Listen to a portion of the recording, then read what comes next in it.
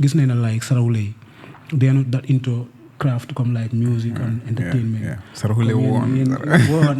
waaye ñun dañ break course boobu noonu. ñun dañ break course boobu noonu suñ papa yi hanga ñu ngi nekk ay hanga rek hanga gay danga suñ maam yi ñoo that hanga culture ak hanga yooyu noonu. waaye daat yi hanga bad man lañ so hanga gay understand ne su yàgga lu nekk dëgg la xam nga. dëgg la nit lañ tamit léegi-léegi opinions but then at the end of the day it's a team. lu mu bugga mooy lu gën pour team bi lu ma bugga mooy lu gën pour team bi so you know it's just brotherhood it goes beyond music nekkul ne comme music bi rek la so one thing about us mooy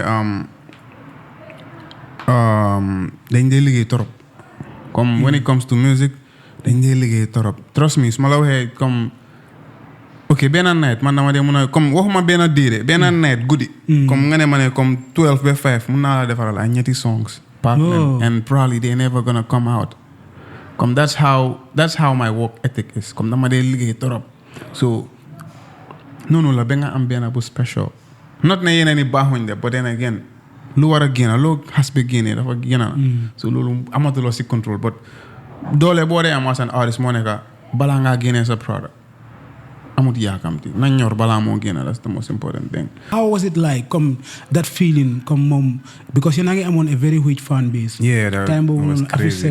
Afri radio West Coast you know yeah. Sister Njie Soyambi fii nii Paradise nga am Capital FM you know those days were more kind of a listening to radio you know. Yeah challenge la understand nga yombutoon understand nga but then again comme tey nu ñëwee rek nga am idea bi nii and then we like okay ñu flex understand nga challenge la okay dem na it was a big loss understand nga because nga ñu ngi doon build lu rafet ñu ngi doon plan pour dem to the next level and loolu dafa stop lu bari but then again comme okay lii moo happen is beyond our control life moom xam nga léegi-léegi nga yoo xamante ne mënuloo ko control daf day am nga def photoshoot xam nga sa birthday photoshoot la nga def nails nga rose ko then nga release ko then comme mu nekk a very controversial post reaction bi comme let's talk about that comme nu ma la ko waxee rek was it intentionally it was very intentional and then it's also put change mindset in Gambian in a way and one thing about me how I see life moo nekk you don't have to agree with lan laa nekk di def understand nga sometimes nekkul ne it's not about who's right or who's wrong it's about understanding one's perspective. Understand? Loolu moo gën a important. What happened was nit yaa ngi saagante si net bi maa ngi ma seet maa ngi ree basically loolu moo xew daal and then you know just pour one nit ne comme lii art la and then if you know art it's all about misery tamit ñun buñ doon ñëw mënuñ feature understand nga and then ñun buñ doon ñëw dañ fekkoon nobul si game bi and then noble you get feature boy so guy ege si ko stage boy chepe yepa de you boy so you have to compete with that so what we did was try nañ be sona feature bi nekko fa what we did was you see this crowd communicate as a crowd loolu lañ indi ñun mënuñoo feature so what we do is we make sure we engage with the crowd we'll do idea ina comfortable sen zone you know competition la at the end of the day but it's a healthy competition comme so they hold nit lu moo def too much at the end of the day nga nekk ku iñaan understand nga say mu ngi aga fii aguma fa te daawuma lii ak lii no it's all love I'm happy for anybody that's doing good dama dem si show yi anybody that's ku nekk di def show unless maybe something emergency wala dara invite nga ma invite la ma dama dee ñëw I show love to almost everybody dafa am lu xam nga try nañ comme daf dee ñor ba nga xamante ne nii xam nga fa ma lay danga ko dee rate 10 over 10 let's talk about the transition because boo ñëwee nga woy si soose you know esteem you know tontu la yeah it's nice so was it comme beneen level la woon ak beneen affaire la woon tamit si fans yi xam nga da ngeen amaat beneen fan base bu ees tamit comme ni nga xamante ne nii xamuñ leen woon si through that song leen xamee bro song boo noonu dafa tax dama dee dugga place yoo xamante ne dama dee bëgg a nubu waaye duma dee mën a nubu and then about the mandinka mooy su ma laakee soose fii nii da ngaa ne noo du man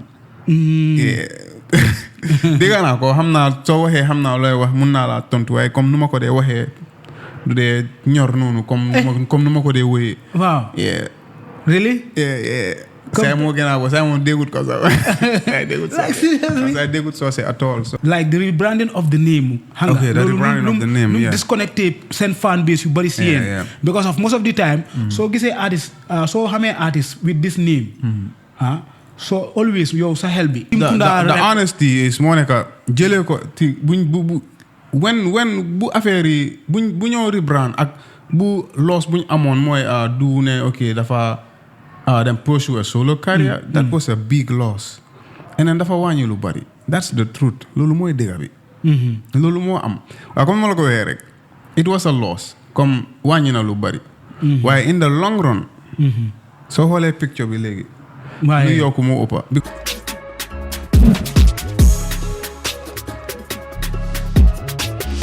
Assalamu alaikum to all the followers that are watching us right now, the fans of the podcast. Today, I am so honored to have this special guest here with me. You know, like, dama andi benen style. Danaka, ñi waron na len am ñom ñaar. But dama decide, you know, ma profile each and every one of them on the Ultimate Podcast. So, guys, jox ma chance pour ma def ko, you know. Muy LJ ak SWIZZ. First of all, I want to introduce to you guys the Team Kunda officially on the Ultimate Podcast. But man, Team Kunda like what they? Man, I'm a fan of Team Kunda, you know. bro. Yeah. Oh, bro. Mashallah, man. But you're welcome, man. Yeah, and thanks for, you know, giving us the platform. Thanks for having us here. And, you know, like I said, fuck na musna la message bro. Yo, I'm a fan of the podcast. Yeah, I'm going to say that, you know, when I don't have nothing to do, I'm going to follow Lifini. Yeah, I guess. Maybe I'm in an affair. Wow. I think they will go replace nga check out ko, you know. I love it. Ki moy LJ SWIZZ. No, ki moy SWIZZ. Yeah, SWIZZ. Okay, ya ngi gis dama de confused.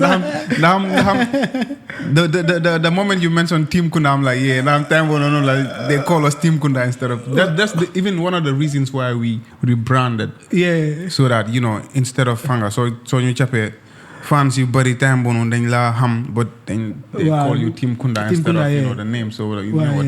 So like, how about you? Waaye dinañ waxtaan bi dinañ fa aaga xam naa ne dañoo gën a yaatal waxtaan bi tey the reason why comme ma ne ma andi la fii ma njëkk a amaa yu waxtaan dan ma am sa boy bi tamit comme dama believe ne yow si aar bi da nga fa yaaga comme yéen as a team tamit da ngeen fa yaaga xam naa ne aar bi tamit loo fa dunda you know comme yaatu na yaa sa boy bi tamit connection bi tamit the brotherhood dinañ waxtaanee brotherhood bi tamit sa diggante sa partner bi xam nga it's difficult pour nga mun a keep up a group from that decade up to this age of 2025 it's been 8 years group yu fi amoon yëpp gis nañ ne like group yu bari léegi amaatuñ tas nañ te nin ba léegi yéen a ngi am that brotherhood link up yéen a ngi job xam nga kenn musta dégga foo leen amee problème te kenn musta dégga tamit foo leen amee that misunderstanding or that controversy whereby dañoo ne ok SWIZZ nii or LJ nii nga fu ma laa waxee nii yeah though da ngeen dee nekk behind the scenes di job but then yes still you guys are connected nga fu ma laa like the brotherhood is still tight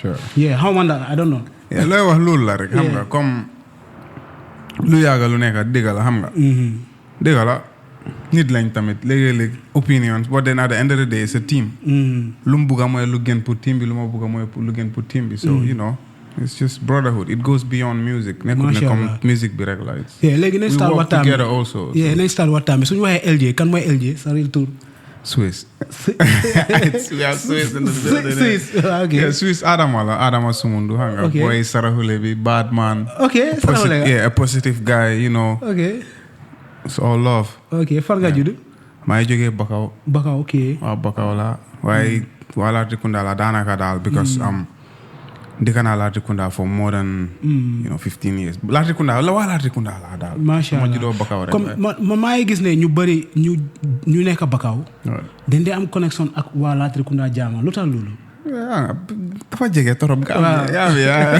ndax seen taay bi xale foofu ngeen daan ceesee ndax non taay nga kilifa la ñu bàyyi nañ ko waaw because man suma boy yu bëri yu dëkk Bakaw most of the time dañ dee end up transfer into Latrikunda Jaman jege Serekunda noonu suñu transfer tamit Latrikunda Jaman nga foofu mooy centre bi waaw mooy centre bi foofu la marché bi nekk nga foofu la everything nekkoon just léegi la rek sin bi sax foofu la nekkoon alliance boobu time every weekend su foofu la woon foofu mooy woon centre bi so suñu la waree laajte yow sa educational background léegi yow fan nga jaar maa ngi jàngee Saint Teresa's before loolu maa ngi woon Bakau Newtown because maa ngi dëkkoon Bakau sama time xale foofu laa ko defee. And then high school maa ngi jàngee waas. Waas, okay. Mais ñun ñoo woon the first batch. Okay, ñoo ubbi school boobu. Okay, masha Allah. So like nañ waxtaanee sa family roots gis nañ na like Sarawule yi they are not that into craft comme like music and entertainment. Sarawule woon. waaye ñun dañ break course boobu noonu. ñun dañ break course boobu noonu suñ papa yi hanga ñu ngi nekk ay hanga rek hanga gars yi danga suñ maam yi ñoo woon that hanga culture ak hanga yooyu noonu. waaye daat yi hanga Batman lañ so hanga gars yi understand ne masha Allah. So naka nga mela sa family bi si kër bi comme balaa ngay dugg si music anga. daanaka bu ma doon door music maa ngi woon Fajara. Wow, okay. maa ngi woon Fajara because what happened was dama jógee Bakau ñëw Latrikunda then move Fajara. Wow. Fajara def naa fa about 3-4 years I think 3 years. Fajara dëkk naa fa 3 years and ma delluwaat Kunda. So bu ma doon door music maa ngi woon Fajara. And then comme nu ma la ko waxee rek starting bi tànga lu nekk looy start dama ne family bi kenn nekku fa woon kenn comme gisuloo kenn ku def loolu noonu yow nga ñëw nekk loolu noonu understand nga duñ ko dee understand. So am na benn ñaari nit yoo xamante ne suma oncle yoo xamante ne nga they were not in support of it. But then lan more important pour man was suma papa amu si one problem. Suma yaay amu si one problem. So I'm like, yo, these are the people that matters to not necessarily my uncle matter to me, but then these are the people that matters the most to me. And then luñ ma dee wax rek hanga loo munti def yow am fa fayda understand nga comme you know bu si yaaxa sa bopp just be yourself. And then I'm pretty sure suma papa wala suma yaay suma xoolee ba tey he knows that this is my son, there's nothing dara raxut fa. So I know what I'm doing. So you know that's so sa dad dafa nuroo moom like outaan la dafa nekkoon awnda comme outlaw because I can tell you one thing. Suma childhood yëpp it's been man Mary moo tax maa ngi woon Bakau. waaw man laa fi daat bi la tukki kat la waaw dafa nduroo daat bi dafa am influence outside comme daat bi tukki kat am experience daat bi tukki kat la woon so maa ngi relate léegi sa meet up with team Kunda you know because tey maybe yow di nga answer from some few questions. Yeneen questions yi ma denja ko pour sa boy bi su ñëwee. Understand? So léegi dama bëgg a ñu waxtaanee léegi sa meet up with sa boy si because yéen ñetta la woon team Kunda xaw ma ndax ñu may seetaan xam ne ni no team Kunda ñoom ñetta la woon so after dañ jékki-jékki rek keneen ki raar but we are gonna get to that. We're gonna get to that. Mentioning team Kunda that's like a very important point boo xamante ne dëgg la wax nañ ko plateforme bu nekk wax nañ ko fu nekk ba dee nga fi tamit nga beneen plateforme bu es la audience bu es la boo xamante ne maybe am na ñoo xamante ne they didn't get the chance to nga xam lan moo xewoon. Team Kunda soo ko bàyyee xel Team Kunda lu gàtta la woon Team Kunda LG SWIZZ moo gën a yàgga Team Kunda benn 1 year la woon. 1 year? Benn 1 year la woon. The impact was crazy. But benn 1 year la woon. So what happened was dañ door understand nga it was not supposed to be a group comme loolu nekkut woon plan bi. So plan bi mooy woon dañoo am benn clan boo xamante ne dañ fa am ay artistes biir. And then the reason lu tax loolu happenut moo nekk time boo suñu invité so suñu ñëwee pour perform dañ da wax ne yéen seen artistes yi dañ bari kii dafa xappo benn mooy perform keneen ak ñeneen duñ perform so you know xam nga léegi lan la ñu ngi ñëw si show si ñu ngi am problems pour perform léegi how about léegi ñu def ko groupe léegi suñu ñëwee ñëpp ñu perform xam nga moo easy loolu moo tax ñu nekk groupe so léegi groupe boobu noonu xam nga first song mu génn a dem mooy ban song woon One Love was the first song okay so buñ drobee One Love remix yi ñibbi seen koto yi seen Jaaja Love bi so after second song was ñu ngi doon liggéey si EP bi si mixtape bi it was a mixtape back then so benn day ñu dem si J-Live ñu tasee fa jeere Jizu and then he was like bro yéen si loo leen nekk ñu ngi si suñ album ñu ngi si suñ mixtape bi nii waxtaan nii moom his family moom Jizu Badman la shout out to Jizu so understand nga noonu si la ñu wane sax xam nga naka la bàyyi leen ma xugal leen benn xam nga yaa noonu ok no problem man because xam nga ñun luñ gëm is collaborative work because soo nekkee artist da nga war a understand ne collaborations dafa important torop it's one of the most important things suñu liggéeyee ñaari force mooy gën a dem benn you know so noonu leen ko amee and that was the second song bu noonu tamit crazy things and songs yi benn amoo si video so this was one of the problems moo tax léegi-léeg da ngaa gis ne da ngaa génn duñ xam sa tur Team Kunda lañ la ooyee but they know who you are so noonu la woon understand nga ba léegi fii So what happened was Monica 1 year buñ dooree Elgion Team Kunda suñ lead singer bi woon mooy woon du moom dafa decide woon ne léegi after suñ project bi mixtape bi moom dafa bëgg a pursue a solo career so ñu ne dañ doon all along ñun xamoon nañ ne dafa génn waaye comme ñu ngeen neexalante moom waa léegi may ñu rek ba bañ launch léegi buñ launchee affaire yi léegi xam nañ ne open mic baa ngi jege suñ instant nga léegi ñu ne ko ñu ngeen naxantee moom léegi xam nga naka la booy may ñu rek ñu too ba pare fekk time moo ñu ngi doon too ñu ngi def show fii dem Bakau dem Farafenni ñu ngi doon def loolu yëpp independently instant nga di dem si diggi too boobu balaa too boobu noonu jeex moom si la décide ne dafa bàyyi fekk open mic bi was like a month pour mu ñëw jot so lu moo tax at boobu noonu mënuñu mën a dem open mic because dañ la ñoom assume ne affaire dafa tas fekk tas doon kenn moo bàyyi ba si following year bi lañ mujjee woon a dem to open mic bi but this is what happened. Ana kooku léegi. He's still doing music. mu ngi pursue solo career mu bëggoon a pursue ba léegi. Okay. Yeah. So how was it like? Come that feeling, come mom, because you know amoon a very huge fan base. Yeah, that time was crazy. Afro Radio, West Coast, crazy, you know, Sister Jai Soyami, Fini Paradise, nga Capital FM. You know, those days we are more kind of listening to radio thing, you know, Gambian music, radio the thing, vibe, and fan base be you know, hanga. You know, the fan base was huge. Alliance Franco tamid the tone out. So like against stage, it was massive. Yeah, it was massive. You know, even though getting all visuals, but then hanga the fan base was. Yeah, the fan base was crazy. How was the feeling? Come mum deme after getting what I neka come yen nyar wat hanga. Yeah, okay. Yen nyar be kind of rappers then, you know. Yeah, challenge la understand nga. Yombuton understand nga. But then again, come ten ñëwé nga am idea bi ni and then we're like okay, you flex understand nga. Challenge la.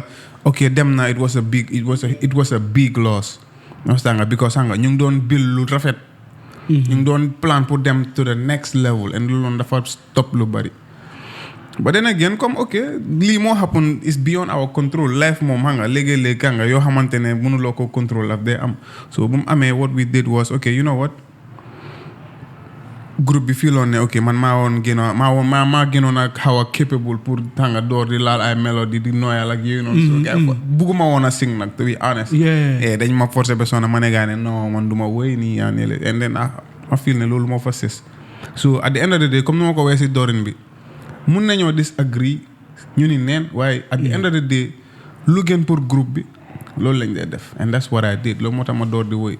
Yeah, but I was strictly a rapper. Yeah, understand all of it. Like through the process, through the way ongoing, mom musta kinda reach any time pour mu ñëwaati pour ngeen reconnectaat waat ak yooyu noonu. To be honest, loolu musuma ko bàyyi ma xaw ma na waxu ko tamit. Yeah, but su fekkoon ne sa teloon na ko wax loolu would have been something we would have considered because sanga génn boobu noonu wasn't good. Yeah. Baaxutoon so. Yeah. Léegi rebranding. From like Team Kunda. To LJ and SWIZZ. Yeah. Transition boobu noonu. Comme am na disadvantage. Sure. Am na advantage. Sure. Let's talk about the advantage first. Advantage bi mooy. Ak sa brother bi. LJ. Advantage bi mooy suñ music léegi dafa gën a marketable dafa gën a am that international appeal. Yeah, mooy just boo leen break da ngeen am like man maa ngi arrange a lot of questions for you guys because seen career dafa am like phase 1 mu am phase 2 si man. suma follow up because man ma leen dee follow up am na phase 1 mooy Team Kunda song si mooy Gambia nice nga am yena gisul xaw ma juice xaw ma naka government bi songs yooyu noonu boobu si man mooy phase 1 bi that was a kind of a collab am na dancehall tuuti am na hip hop rap ak soul rap understand so ngeen ñëwaat second phase bi ngeen ñëw Afrofusion mooy boo ñëwee ak LJ ak SWIZZ. That was an other phase. But after da ngeen ñëwaati ngeen ñëw phase 3. mooy boo leen mitee ST. These are different level. Te level bu nekk dafa am lu mu mean si yéen. Let's talk about boo leen just jeexalee Team Kunda. waaw ngeen ñëw LJ ak SWIZZ transition boobu noonu that Afrofusion mix boo leen doon def si ND official. ñu ngi ama gisul blessing. yooyu noonu understand ma. Let's talk about the advantage side of it. Advantage bi was ñu ngi jógee def loo xamante ne from Team Kunda ñu ngi doon def sound boo xamante ne we were 100% comfortable with it and xam nañ lan lañ doon def. To léegi yaa ngi ñëw laal lu ees loo xamante ne experiment la the advantage was mooy woon ne transition bu noonu was very exciting in a way yaa ngi you're flirting with something loo xamante ne mu ngi ees mu ngi xam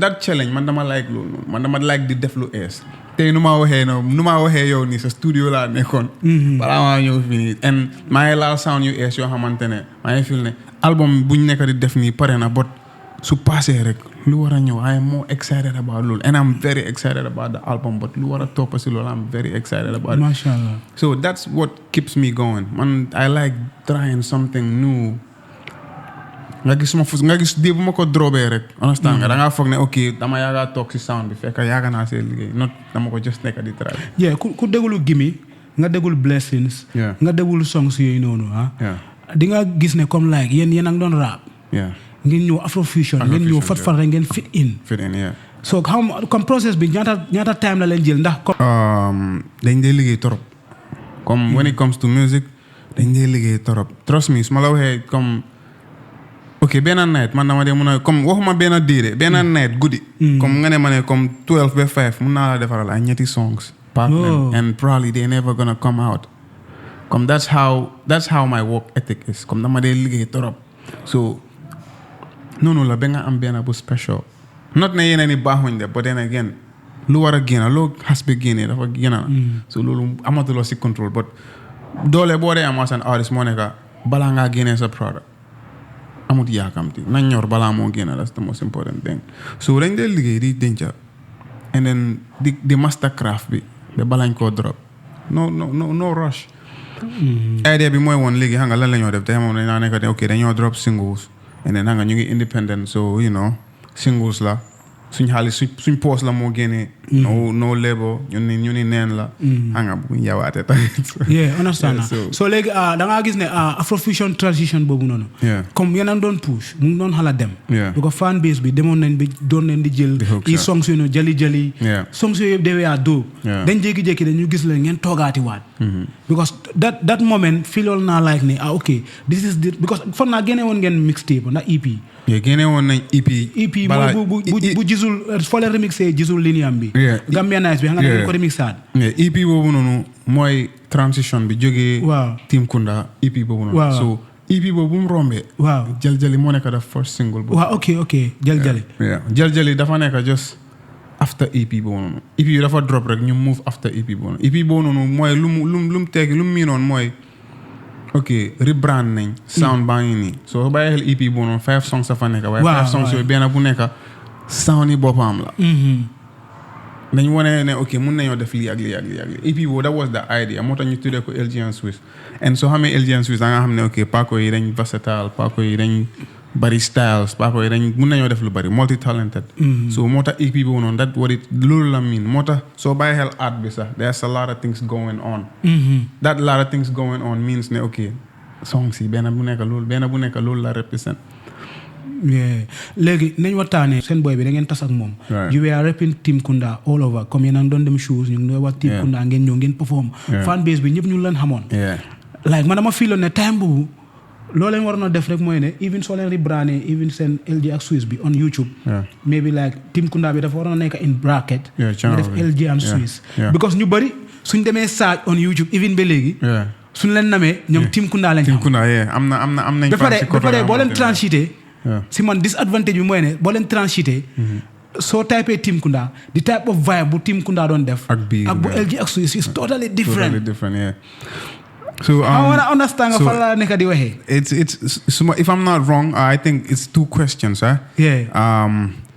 benn bi mooy the type of sound bu ñu doon def moo ton of fancy moo nekk fans yoo xamante ne léeg-léeg lañ bëggoon and then what's the other one like the rebranding of the name the rebranding of the name disconnected seen fan base yu bari si yéen because of most of the time soo gisee artist soo xamee artist with this name boobu la soo demee on search online moom nga dee search soo demee search ko soo ko gisul rek da nga dee foog ne kooku bàyyi naa I want to understand it's very important nga laajte loolu it's a very important soo gisee tamit loolu xalaatuñ ko sax ba dee nag yéen xam nga comme ñun nuñ doon liggéeyee mooy man ak El la after moo nekk post Team Kunda man ak El la so léegi ñu naa suñ gars yi la so xam nga maybe amuñu woon anybody else ko wane ok how about ngeen def in bracket lii pour xam nga just in case of nit saaj la but then comme man nu ma ko gisee dama always comme as a positive guy so nu ma ko gisee mooy ok dëgg la ñu ngi lose si life bi dangaa lose moom moo every day yaa ngi spend lu means xaalis mu ngi génn what's more important si life bi moo nekk you gain more than you lose and then the name LG and SWIZZ is more marketable not only fii rek but then si biti ok am na yenn society rek but then si biti ok am na yenn society or am na yenn region yoo xamante ne trust me Team Kunda is gonna sound more like a hunting society than it is a music group. dama bëgg a debate yow tuuti de angal dama bëgg a debate yow like loolu is original ba léegi it represents you from the Gambia hunting society ba léegi comme ku ko xalaat moo ko xalaat ba den Team Kunda si man dafa original dafa natural like how I understand I get what because you're saying. man as a fan I'm not talking about you right now as the artist that is in with me man maa ngi gisee suma bopp as a fan léegi man la xamee Team Kunda léegi su ma demee saaj gisaatuma la online man si man damaa feel like ne su ma favorite artist léegi bàyyi na su nekkee ne xaw ma woon de da nga rebrand léegi nañ waxtaanee this side of it boo leen rebrandé si yéen to be honest just to be honest to the audience da ngeen amoon more audience ndax da ngeen feel like ne comme seen audience yi dafa dem to be honest like Team Kunda the honesty is moo nekk jëlee ko ti buñ bu affaire yi bu ñëw rebrand ak bu loss buñ amoon mooy du ne ok dafa dem pursue a solo career that was a big loss and then dafa wàññi lu bari that's the truth loolu mooy dëgg bi loolu moo am waaye comme ma la ko waxee rek it was a loss comme wàññi na lu bari waaye in the long run soo xoolee picture bi léegi New York moo ëppa because Gambia ñun we are among the very few artists yoo xamante ne dañ dee lekk royalties ci music dañ dee ci music daf dee generate xaalis not a lot of them guys man I'm seeing the bigger picture of it comme man xam naa ne you guys are doing good seen streams ya we are doing good even yéena ñoom jali ñoom ata yeneen blessing yëpp they doing balaa Barako you guys we are doing good ba pare yéena am seen loyal fan base on Facebook ak IG boo dee dafa am yenn fan base yoo xam ne xale lañ ñooñu they are just kind of YouTube fan they don't even understand so ñooñu laa nekk di picture ak outside world bi tamit ñu nga xamante ni they already know you as Team Kunda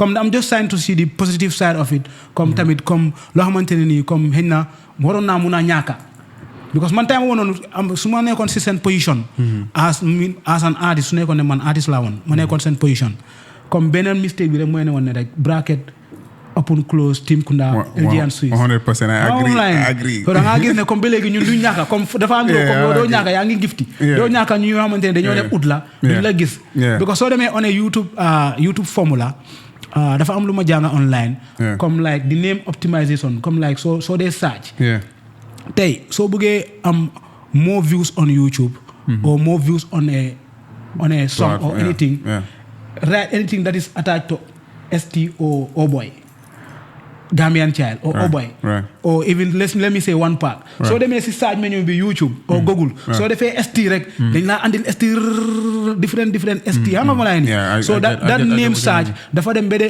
anything loo xamante ni da nga ko type on the Gambia ST rek comme da nga day gis ne comme daf dee teel a am view xam nga understand ma lay ni even si sa taxi soo ko fa aadee ku search ST rek loolu da day papo xam nga understand loolu dafa nekk secret bu nga xamante ni ñu bari xamuñ ko nag I'm just trying to comme man tamit suma other side of the knowledge laa la nekk di la wax so name optimization comme dafa over important very important so da ngaa gis ne sa name optimization bi su nekkee ne da nga nit yëpp miinoon nañ di la utee maybe for example SWIZZ nga rebrand léegi nga defaat beneen tur dafa difficult pour sa name boobu mu optimize comme mu mean that name search si Google bi xam nga wax la ni disturb na artiste yu bëri nag xam nga ndax comme lu may wax nii comme ñu bëri xam nañ ko am na benn artiste mu nekk Nigeria xaw ma naka Morgan dancehall artiste la jigéen la waaw xam nga mentoring Morgan la xaw ma something Morgan la jaaxal la daf daan woy mu am record léegi problème ak record lebelam waaye so mu change name bi mu ko change recently maa ngi cappa vidéo am bi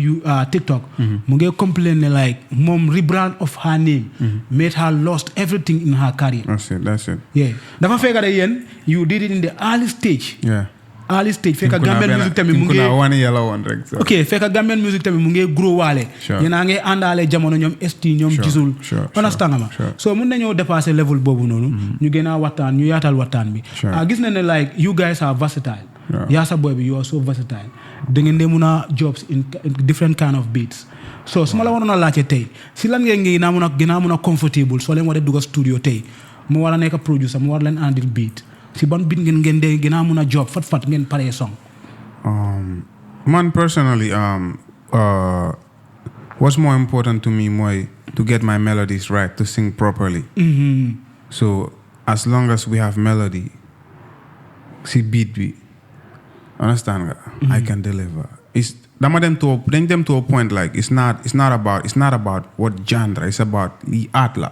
And we treat noonu lañ ko dee treat as such comme art la so art la so duma mën a wax ne artiste la waaye nit rek laay paint duma paint leneen understand nga so art la so dafa yaatu so open to everything so I'm literally man daal if I like the beat I can do mun naa the same pace la but then again léegi-léeg song si nuñ dee gën a teelante pare tamit daf dee utee am na yenn songs yoo xamante ne mun ngaa ñëw rek benn 30 minutes nga pare understand nga waaye am na yenn songs yoo xamante ne not ne mënuloo ko pare in 30 minutes but the problem is dafa am message bu fa dee war a nekk understand nga daf dee jël time not only dafa jël time but maybe yow kenn doo ko binda am naa booy yoo xamante ne booy lii laa def de déglu ko yoo ko fa sa idea da ngeen dee def loolu I do that a lot man I am open comme collaborative effort it's very important comme caaxaanewuma ko I collaborate a lot man ak suma boy dañ dee binda suma songs yi léegi-léegi am naa nduo yoo xamante ne daw song léegi-léegi dama dee bindal gay song so that's something normal on my side how ma ñeneen ni nag but that's something that I am open to something that I do mashallah it's all normal to man understand naa la ma laa fi like nañ step up a little bit so gis nañ ne like seen transition balaa ngeen a meet ST génne woon ngeen songs understand nga ma so nit yi gisoon nañ ngeen noppi a little bit you know after boo leen génnee jali ak yooyu noonu noppi boobu noonu lan moo ko waraloon noppi boobu lu ko waraloon mooy or lu ko daan waral most of the times mooy ñun we independent nekkul ne comme léegi-léegi label yi duñ dee ñëw nokk suñ bunta but then offer bi du dee baax you know and like I said come sign to a label and then again nga change dara it make good sense nga feel ne okay how about sama defal ko sama bopp so moo tax ñun from day one we have been independent nga suñ musique ñoo ko dee fonal suñ bopp so si buggee invest dangaa ñëw nga fekk ne ñun ngay invest suñ bopp so gom boonu lañ am dafaa dem moo tax luñ am yëpp lañ fa dee dugalaat and then you know that's it and then loolu lum isiwaat daf dee lum isiwaat nga delloo ko fa waat just like that so nga su maybe benn level bu serious su ñëwoon understand nga mën nañoo def way more great things but inconsistency bi mooy woon ne ok dañ independent and then duñ dee bëgg a drop anything loo xamante ne nekkul quality so yaa ngi compete ak gars yoo xamante ne ñu ngi si level ñu ngi amee powerhouse bu nekk seen gannaaw so daf dee métti ba pare comme level bi keep up so loolu def moo nekk nga jox gars yi benn level boo xamante ne and then nga recoup xaalis at noonu like keeps going production dafa seer visuals tam dafa seer so you know so léegi nañ waxtaanee Barako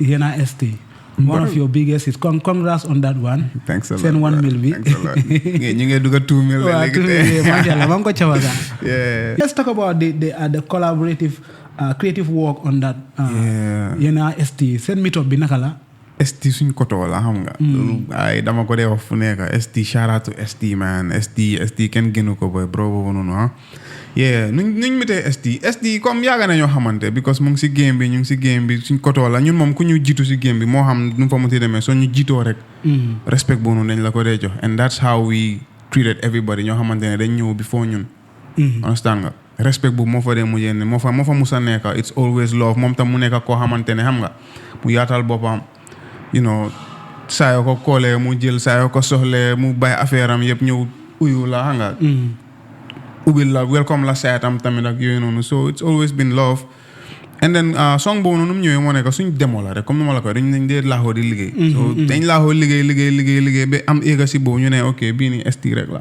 waaye te alaatoon nañ ST waaye amutoon time but then comme niñ ko waxee rek song bii nii moom rek la make good sense nga dugal fa keneen time boobu noonu because moom rek moo doon laal topics yi noonu xam nga léegi sax maybe di nga wax ne ok maybe am na benn antu bu dee laal topics yi nii so amoon lu mel noonu maybe di nga ko mën a consider ak you know but then time boobu moom rek la woon so dañ ko xaar 3 years pour song boobu yeah waaye nekkul ne comme bëggul ko woon a def amutoon time mu ngi def moo nekk time mu noonu show yi start depuis first show yi start am bi second show bi ak tooyam yi ak tukkiyam yi ak yooyu noonu mënuñu woon a am time bi you know ba bu mu amee time.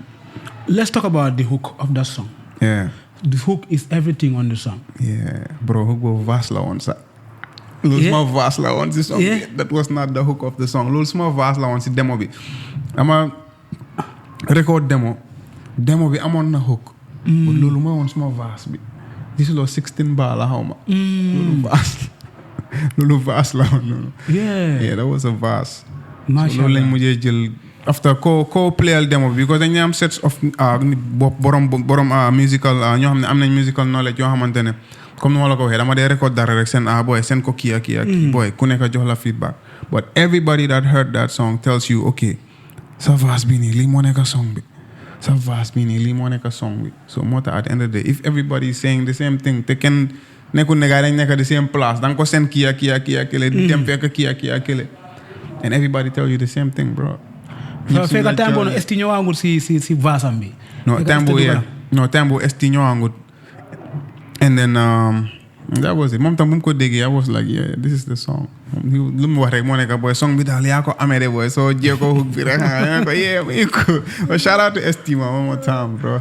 yeah so boo leen demee on studio pour ngeen defaraat song bi so da ngeen tasaat song bi yëpp after ngeen. bro song boobu noonu ñetti version la am si first beat buñ ko njëkkaa teg si second beat buñ ko njëkkaa teg ak buñ demee si J-Live beat bu mu nekka benn beat si net beat yooyu nekkul benn 3 different versions of that same song lañ am that's crazy bro comme nañ dee liggéey is hectic is out of the world comme that's not how everybody else not ne comme ñeneen lu ñoo def baaxut de whatever works for you that's what works for you but this is what works for us it takes time song yooyu noonu nekkut comme dañ xëy rek wóoy ko dafa jël time binda fii change lii adjust lii nii but it works for us so and then bu mu génnee tamit nga léegi nañ waxtaanee di Mandinka version on it you transition from the wolof side of you and English coming to the Mandinka and so comfortable with it comme lu moom mooy lu ma doon wax in the beginning rek seen every transition da ngay gis that ñor comme si vibe bi comme ne comme lii nekkul ne comme da nga jékki-jékki rek nga ñëw nga tegu si comme nga yegg see caaxaan comme ko déglu sax muy wax ne lii dafa am lu xam nga try nañ comme daf dee ñor ba nga xamante ne nii xam nga fu ma lay da nga ko dee rate 10 over 10 let's talk about the transition because boo ñëwee nga woy si soose you know estime you know tontu la ak yooyu yeah it's nice so was it comme beneen level la woon ak beneen affaire la woon tamit si fan si xam nga da ngeen amaat beneen fan base bu ees tamit comme ni nga xamante ne nii xamuñ leen woon 100% si through that song leen xamee bro song boobu noonu dafa tax dama dee dugg place yoo xamante ne dama dee bëgg a nubu waaye du ma dee mën a nubu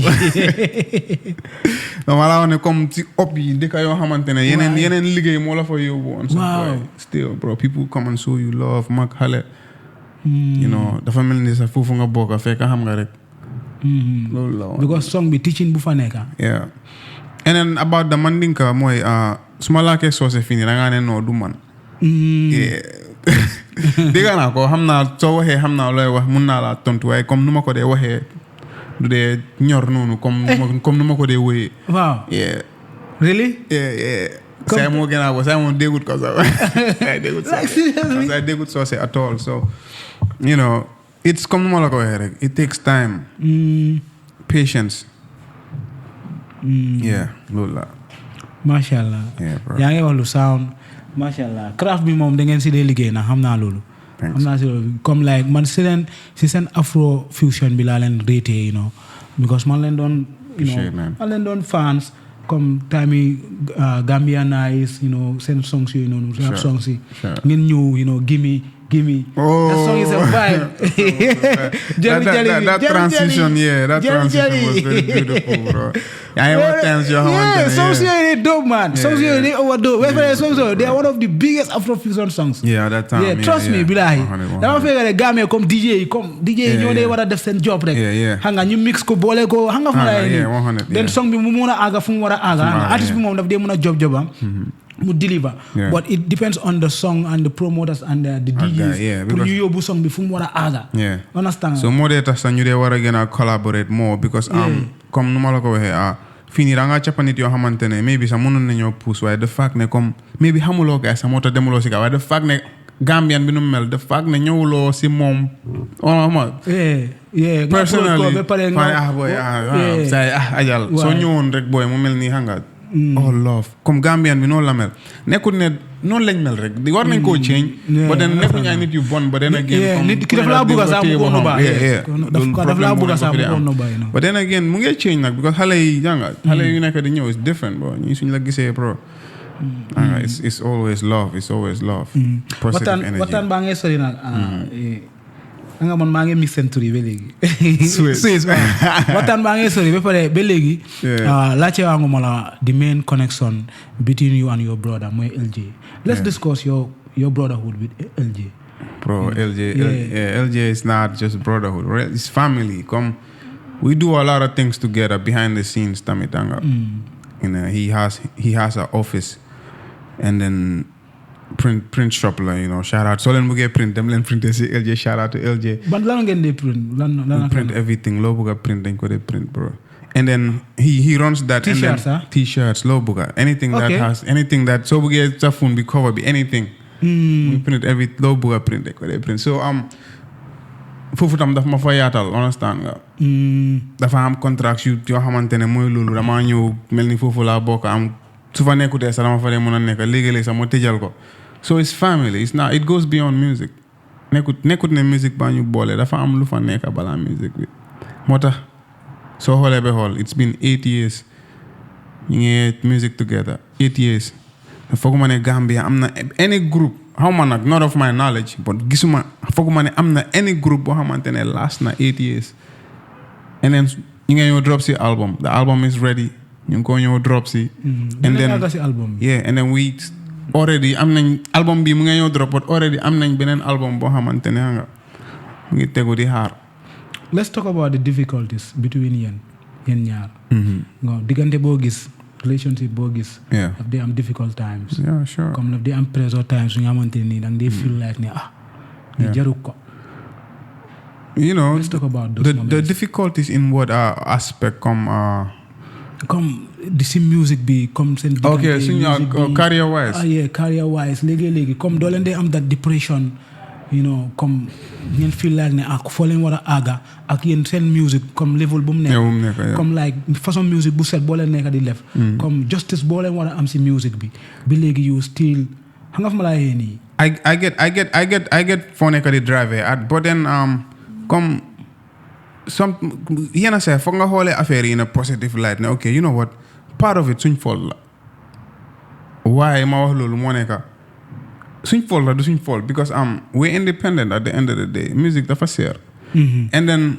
soo gisee laaluñ pick suñ war na lal mooy the reason why mooy bro neexut benn neexut for the past let's say for the past 5 years ñaata song ngeen am from ñun su fekkee yaa ngi bàyyi xel it's less than 5 songs so how do you do that 5 years less than 5 songs or let's say 5 years 5 songs nga génne and still be relevant bro at bu nekk benn song lañ dee drop léegi-léegi moo am at yoo xamante ne dañ ko skip so loolu la so that you can blame us but then dafa cher moo tax tamit so we're independent but then xam nañ ne this is something that's going because loo drop tamit at the end of the day you know it gets talked about people listen to it dafa impact life in nit si nii wala si nele so we're doing something right we know it with consistency we're talking about something else. Yeah. Dafa nduro yen bokku len si that ngiro ngayo that rasi that rat race we bay na nga gis sa morom gene na album nga buga hecho yow tamit nga drop. You know, we'll do idea. Dafa nduro yen ina ngi comfortable sen zone. You know, competition la at the end of the day, but it's a healthy competition. Come so they hold nit lu mo def too much at the end of the day nga nek ko iñan, understand nga say am ngi aga fi aguma fa te dawuma li ak lele. No, it's all love. I'm happy for anybody that's doing good. I want them to show you anybody that's ku nek di def show, unless maybe it's something emergency wala dara invite nga ma invite to lama dama de ñew. I show love to almost everybody that suma yege or am na jot bi or am na time bi. So it's the relationship. It all dafa based on comme genuinity ak degu, you know. So loolu la rek lu ma mën a def ma def ko. But then again duma raise ma bopp si loo xamante ne is beyond my control. Yeah, so that's it basically. Yeah, for real, man. Yeah. Moo gën a healthy sax. Sure. Yeah, dama bugg a suma tëddee may nelaw. Yeah, man laa fi moo gën a healthy, you know. That's it. Because music tamit warul la koo jaral. Sure. Am na yoo xamante ne ni music mooy tax soo leen gisee sax seen yaram bi ngi laapa. I know, bro. You know, pressure bi. I know. You know, bugg a fame, bugg a hit, bugg a am hit. Bro. Yeah. One thing that I always tell a lot of up and coming artists mooy gis nga soo dee defar music, understand nga. Idea bi bu mu dee nekk ne ok ba ma defar song boy song bii moom dama ko rek bii moom hit la o ba ñu ñëw job hit. Nah, that's not important. Anga la more important. Defaral music bu baax. Make good music. Music boo xamante ne at the end of the day soo ko génnee hit na wala hitut xamuloo kan mooy déglu ak fan lañ koo play bés ak kan moo koo dégga. xamuloo loolu lan la mën a indil. Gis nañ artistes yoo xamante ne wóoy nañ ba bàyyi amuñ hit. Yaay bàyyi nañ after mu am benn artiste boo xamante ne dafa over big mu use seen song mu sample ko loolu mu change seen life. You never know. Na musique bi baax rek. That's what's important. Moo tax ñun balaa ñoo génnee dara daf ñu dee leer ne ok pare nañ si. Yeah.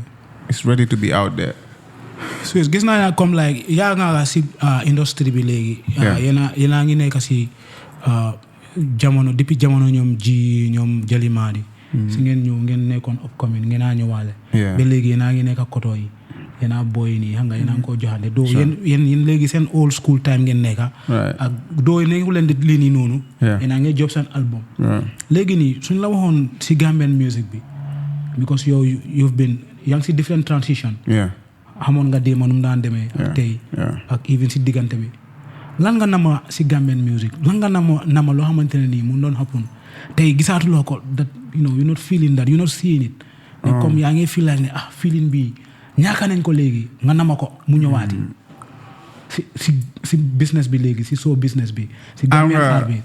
Always dang de war a nangu ne ok danga war di adjust. si anything that happens because change daf dee am. Buga nga ko buguloo ko daf dee am. But to be honest, I miss the open mic festival. Wow. Yeah, I feel like dama feel ne that was the one platform we had boo xamante ne it wasn't owned by an artist or maybe particular individual ñoo xamante ne seen posa leen fi teg. That was platform boo xamante ne was for the Gambian people, for the Gambian artists. Loolu lañ nama. But then again danga ok lii moo nekk di happen you have to adjust. Kenn amul time pour joy ak yooyu noonu. Affaire yi xaarut kenn so lu change danga boo ko àndaa jamono boobu noonu demaa moom. That's it. Masha Allah. Yeah. yaa ngi wax lu make sense you know. Sure. Léegi nañ waxtaanee sa album bi seen album bi boo leen nekk di tooga. gis nañ ne la nañ waxtaanee album bi. like album bi what are we expecting. Bro. How many tracks you know. album bi 12 tracks la. 12 track album bi pare na. ma waxee yow nii album bi pare na. you know 12 tracks la and then you're gonna have a lot of different taste of ñu ngi ñëw waaj a drop si and then that will be a type of sound boo xamante ne mosu leen ñu ko gisee. Masha Allah. Yeah, so no gis neen incha allah génn na te incha allah dafa revive Team Kunda si yéen waat. Exactly. Comme the type of vibe boo leen starté waat. What we stand for, what we represent. Yeah. You know, it's all about our people. Yeah. Inshallah, the visual, mashallah. Thanks a one lot, of the bro. greatest visuals Thanks in the a lot, Gambia. bro. And then you put in a lot of work on that. And then I'm gonna mention we scripted that. Yeah, manko feels. We scripted that. Dañ dee script tamit suñ videos yi dañ dee bëgg a am loxo si anything luñ def. And shout out to XD moom moo ko direct. You know, and then he did an amazing. He did the tireless. You know, XD. Shout out to him, bro. Lum dee def lum ñu waxoon mooy you know what, just focus leen on seen extra loo leen di def si video bi. Don't worry about me. He made it so simple. Because video boobu noonu dafa soxloon xaalis bu bari, and then he wasn't in it for the money. This song is for the Gambian people. Not this in the government. It's for the people. System bi lañ nekk di wax ne system ba nu mu nekk di demee moo baaxut, and the system is just the hanga. ñun ñëpp si system bi lañ bokk. Mashallah. Yeah, but this is for the Gambian people. This script bi nañ waxtaanee like the population of the people there ñoo leen andi foofu noonu youths yooyu noonu. Yeah. xanaa ñooñu yëpp laata ku naa jaamal lañ jógee ndax naka la fa dee demee booy loolu bëri de booy dañ jëlee ay nit ay place waaye ëpp doole bi waa laata ku naa jaamal lañ comme ni ma la ko waxee rek ñu ngi am like a huge fan base suñ gannaaw. xam nga so ba tey am nañ nit yoo xamante ne ñu ngi suñ gannaaw suñ collègue ne booy li lañ bëgg a ba léegi dañ ko dee am. So if we needed like 30 nit ci benn video or suñ nii doon let's say 40 nit ci benn video du yomba waaye dañ ko dee mën a am ba léegi. moo tax nga gis nit yu bari yi. waaw so da ñaata weeks la leen jël pour ngeen job vidéo bi. bro vidéo boobu noonu actually 2 years ago lañ ko shoot. 2 years ago. yeah. ak song bi. xanaa cafuloo starting bi booy tali bi mu ngi nekk suuf. waaw man ba pare picture quality side bi waaw picture quality SD bi. fil naa le comme nekkul caméra mi mu nekk di use ni léegi la ko sutee. so what happened was dañ ko shoot on 2 years ago. And then after buñ ko shooté ba pare and after all of that investment lu happen waat mooy woon ne project bi dafa riir.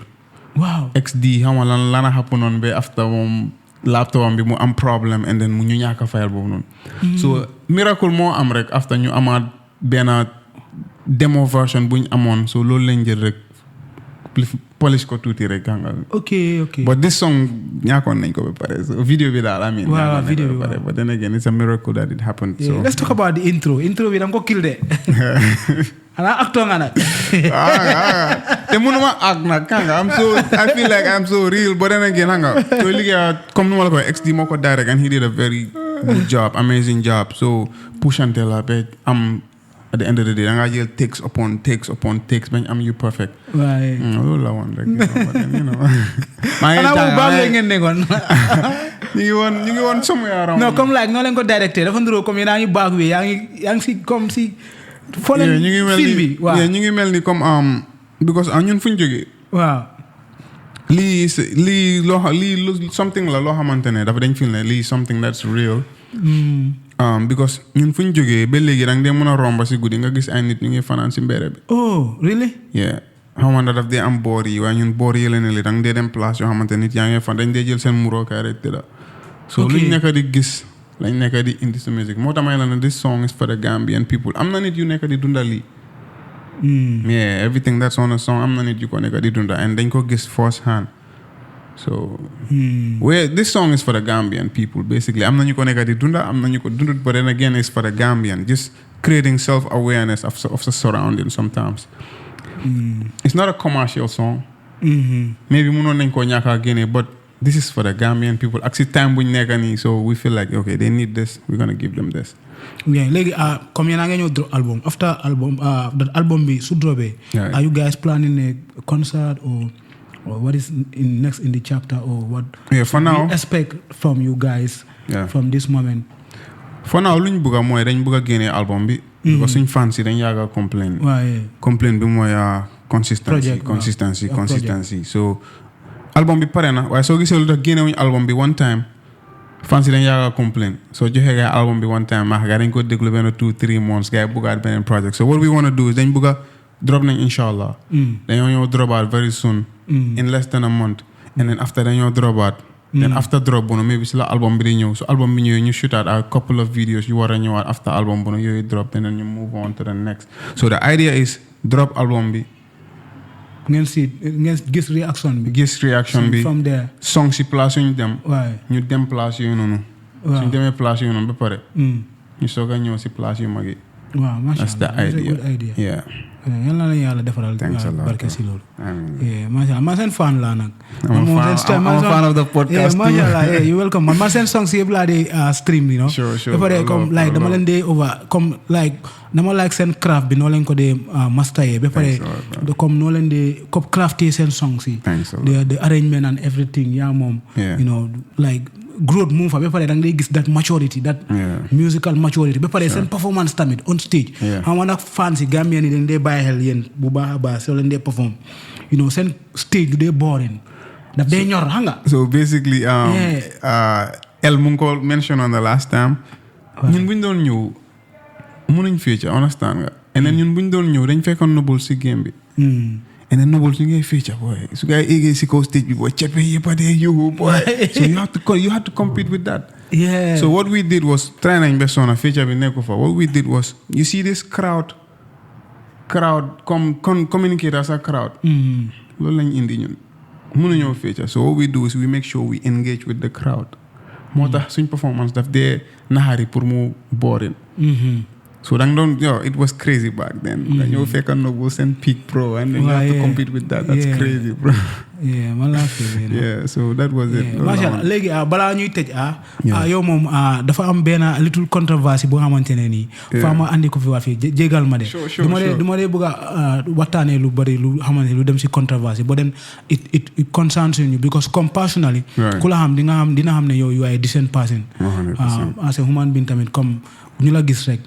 Comme dina xam ne you were a decent person but there was a time last year 2 years back dafa am lu happen on online Twitter da nga nataalu woon nga def photoshoot sa birthday photoshoot la nga def nails nga rose ko then nga release ko then comme mu nekk a very controversial post reaction bi comme let's talk about that comme nu ma la ko waxee rek was it intentionally it was very intentional and then it's also put change mindset in Gambian in a way. And one thing about me, how I see life, Moneka, you don't have to agree with lan la neka di def. Understand nga? Sometimes it's not about who's right or who's wrong. It's about understanding one's perspective. Understand nga? Lul mo gana important. Understand an la lila buga def. And then take it. If you don't take it, that's fine. That's on you. Do not force and accept something. But it was intentional. It was calculated. It was art. Okay. It was art. Intentionally. It was very intentional. So what happened was basically no more held out. And then just pour one nitine come li art la. And then if you know art, it's all about misery, tamit. It's all about things like this. It's about power too. It's about confidence.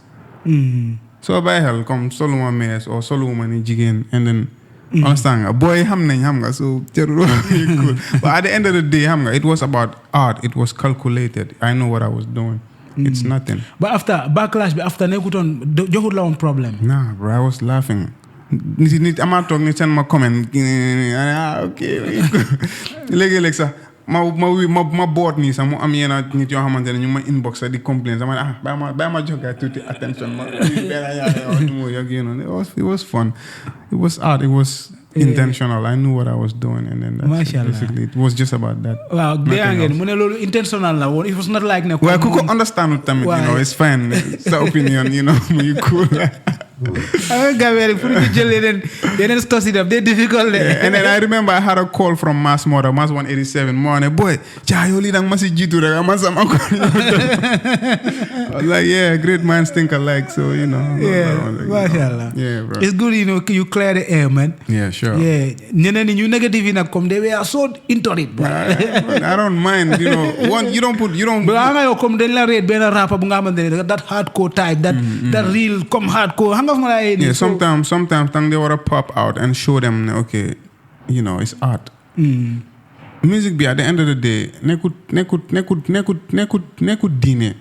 Understand? It's just entertainment. Man, no lack of that. It's entertainment. And as an artist, I think nekut artist reksa. But then in this life, if you're doing something, yang si yaga, and nobody talks about you. That's a failure. Yeah, man, I feel. That's a failure. One thing I don't do is do maneka di chase clout, do maneka di disrespect people. It's my art, and then this is what I feel like I wanted to do at a particular point in time. So it was just that at the end of the day. Yeah, man, I feel. But no ill will. Advice from a ken mu def ko su fekkene culture or family or whatever accepting ko. I'm strong enough, I'm confident enough pour hamne okay mun na def lini and dara duma affect. Dama tira nelaw. So I'm good. You could understand it when you're cool. It's nothing at the end of the day. Yeah, SWIZZ léegi ñu ngi ñëw tàggatoo yow lan nga am pour wax Gambia ni because xam ne léegi ñu ngi préparé album bi jox ngeen gars inshallah which is a very nice song dope.